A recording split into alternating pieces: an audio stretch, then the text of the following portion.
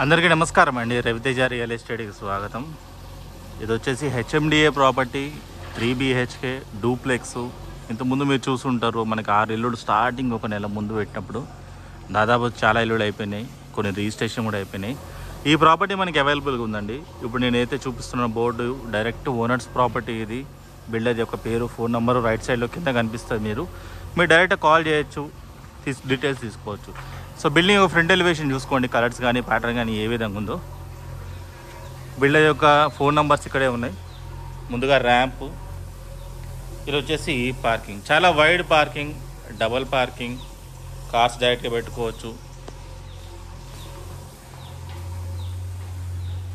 Set back ఇది entrance. Parking మాత్రం చాలా వైడ్ పార్కింగ్ అండి. ఇంటి ముందు రోడ్ వచ్చేసి 40 ఫీట్ రోడ్డు, 40 ఫీట్ల రోడ్డు.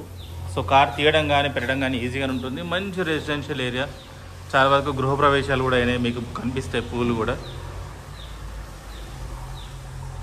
ఇది మెయిన్ డోర్ మీకు టేక్తో వస్తుందండి.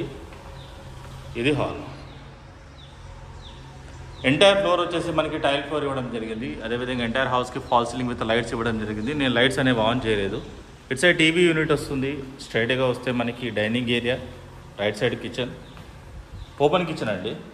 వెస్ట్ ఫేసింగ్లో కిచెన్లు చాలా అందంగా వస్తాయి, పెద్దగా వస్తాయి. సో బాటమ్ చూసుకోండి, టాప్ చూసుకోండి, షెల్ఫ్లు కానివ్వండి. ఇటు సైడ్ కార్నర్కి వస్తే మనకి డైనింగ్ ఏరియా ఈ విధంగా కనిపిస్తుంది. ఈ డోర్ వచ్చేసి ఈస్ట్ డోర్ అనమాట. వెస్ట్ ఫేసింగ్ హౌస్ కాబట్టి back side door east door.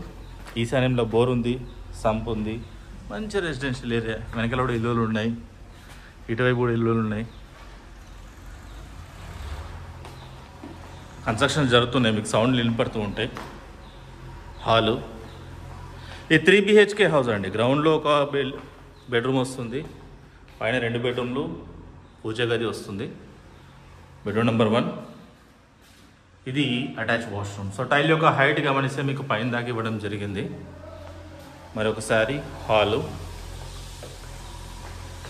ఈ డిజైన్ చూసారా, కొంచెం డిఫరెంట్గా ఉంది. వేరే బిల్డింగ్లో ఈ డిజైన్ లేదు, కొంచెం ప్రైవసీ కోసం అనమాట. Granite steps, stainless steel railing.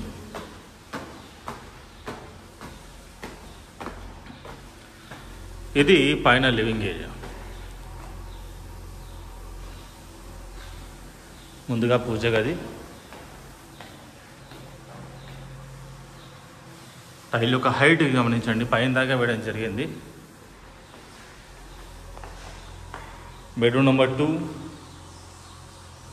Bottom, floor, attach washroom. ఈ బాల్కనీ వచ్చేసి బ్యాక్ సైడ్ బాల్కనీ అండి. వెస్ట్ ఫేసింగ్లో మనకి 2 బాల్కనీలు వస్తాయి. సో సన్ చూడండి ఏ విధంగా పడుతుందో మార్నింగ్ ఈ టైంలో మనకి.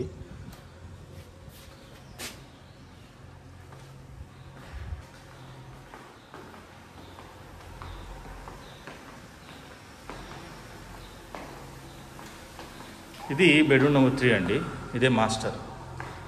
ఫ్లోర్, ఫాల్ సీలింగ్, ఇవన్నీ కూడా షెల్ఫ్లు. నేను ఇటు సైడ్ కార్నర్కి వస్తే ఈ విధంగా ఉంటుంది. పైన లో రూఫ్ ఇవ్వడం జరిగింది. డ్రెస్సింగ్ ఏరియా ఇది. Attach washroom. ఇక్కడ మిర్రర్ పెట్టుకోవచ్చు. మరొకసారి ఫ్యామిలీ ఏరియా.